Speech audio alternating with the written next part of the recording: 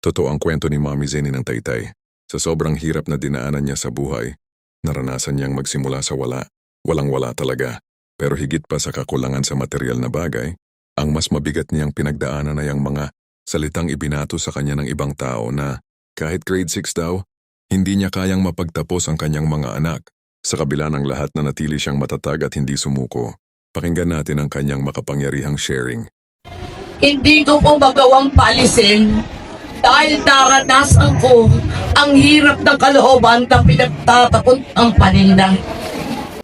Tunay na napakabuti ng ating Diyos. Alam po ba yung minamahal ko, Abdi? Napakarai pong hirap ang aking napagdaanan.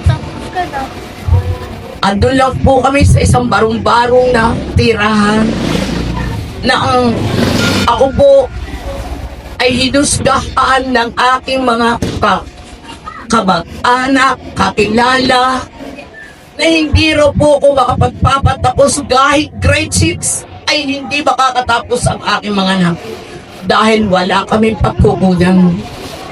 Pero ang Diyos ay hindi natutulog. Lalo na po nang siya'y aking makilala, tunay na bumuhos ang biyaya at pagpapala sa buhay namin. Ngayon po, na sinasabi nila na ang makatapos din sa na grade 6 sa aking 6 na anak, lahat po sila ay may aral. Kahit ang ina nila ay mangmang, pero binigyan ako ng karunungan ng Diyos upang itaguyod namin ang aming mga anak. At lahat po sila ay nakapag-aral. Mga tapos po lahat sila.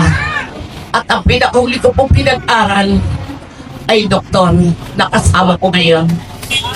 Tunay pong nakakabuti ng Diyos.